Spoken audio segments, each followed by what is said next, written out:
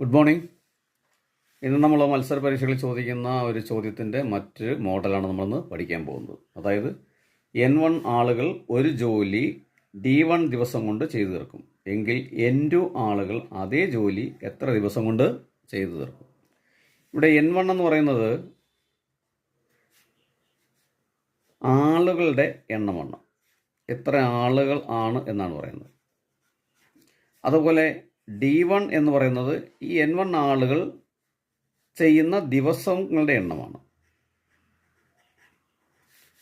എങ്കിൽ N2 ആളുകൾ, അപ്പോൾ N2 ആളുകൾ എന്ന് പറഞ്ഞു കഴിഞ്ഞാൽ N1 ആളുകളിൽ നിന്ന് മാറ്റം വരുന്ന ആളുകൾ, ഒന്നുകിൽ കൂടുതൽ വരാം അല്ലെങ്കിൽ കുറവ് വരാം, അങ്ങനെയുള്ള ആളുകളുടെ എണ്ണമാണ് N2. അങ്ങനെ വരുമ്പോൾ D2 എന്ന് പറഞ്ഞാൽ ഈ ആളുകൾ N2 ആളുകൾ ചെയ്യാൻ എടുക്കുന്ന ദിവസങ്ങൾ ആണ് കാണിക്കുന്നത്, അത് പുതിയ ദിവസം. അപ്പോൾ അങ്ങനെ വരുമ്പോൾ നമുക്കിവിടെ ദിവസങ്ങളുടെ എണ്ണം കണ്ടുപിടിക്കാം. D2 is equal to N1 into D1 divide by N2.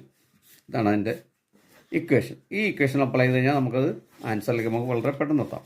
ഉദാഹരണത്തിന് 10 ആളുകൾ